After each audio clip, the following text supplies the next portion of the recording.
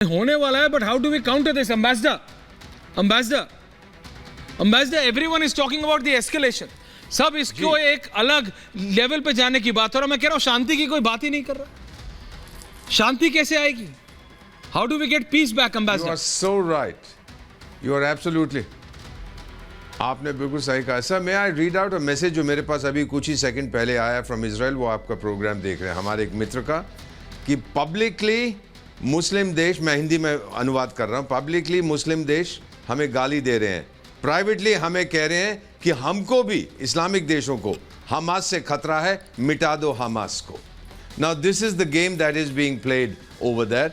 मेरा मानना यह है सर, शांति तब तक नहीं आएगी जब तक पूरी तरह से हमास का खात्मा ना हो जाए। और इस समय शांति की बात कोई नहीं कर रहा, संयुक्त राष्ट्र संघ भी नहीं कर रहा। वो जो मेरी दादी की परदादी है न्यूयॉर्क में, वो तो यही कहते हैं कि हम ये लेके जाएंगे, ह्यूमैनिटेरियन पॉज हो, इंटररेग्नम हो, एक हॉल्ट हो, तरह तरह की फॉर्मुलेशंस हैं, but Israel is not going to stop. In fact वो स्पीड अप करेगा, ये मेरा मानना है, क्योंकि जिस तरह से वर्ल्ड क्रिटिसिज्म अब थोड़ी बहुत बढ़ रही है, they want to finish it before the criticism itself इतनी तेज हो जाए, इतनी जोर से बोलने लगे कि वो खुद उसको सुन ना पाए। तो कहने let's finish this very quickly and then let's take the next day. मेरा ये मानना है कि इंटेंसिफाई होगा over the next few days. By then Hamas will be uprooted, क्योंकि अब ये भी जानते हैं वो जो हनी है वो अपील। एब्सोल्युटली एम्बेसडर, मैं आपका पॉइंट समझ रहा हूं। ब्रेकिंग न्यूज आ रही है, फिर मैं आ रहा हूं अमित और सलोनी आपके पास। हमास चीफ इस्माइल हानिया बातचीत को तैयार है। This is happening as we speak, this is happening as we speak. Show के दौरान ये ब्रेकिंग न्यूज आ रही है। हमास के चीफ इस्माइल हानिया बातचीत को तैयार है। जनरल के पास मैं आ रहा हूं, उसके बाद आप दोनों के पास आ रहा हूं। लास्ट टिक ले ले जनरल साहब। ये जो भी ब्रेकिंग न्यूज आ रही है कि हमास के चीफ हानिया बातचीत को तैयार है, ये दिखाता है जनरल कि किस तरीके से सिचुएशन हमास अब सह नहीं पा रहा। कोई शक ही नहीं है जनरल साहब विद ग्राफिक्स नाउ।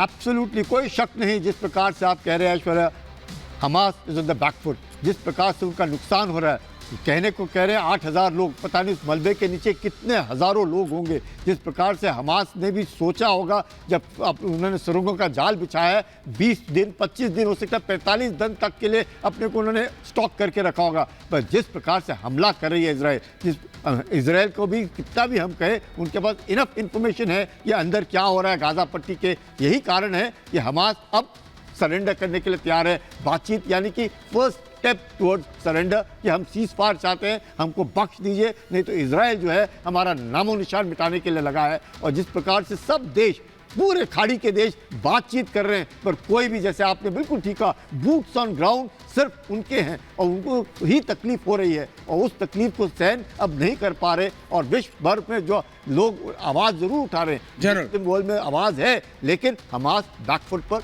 आ गया है।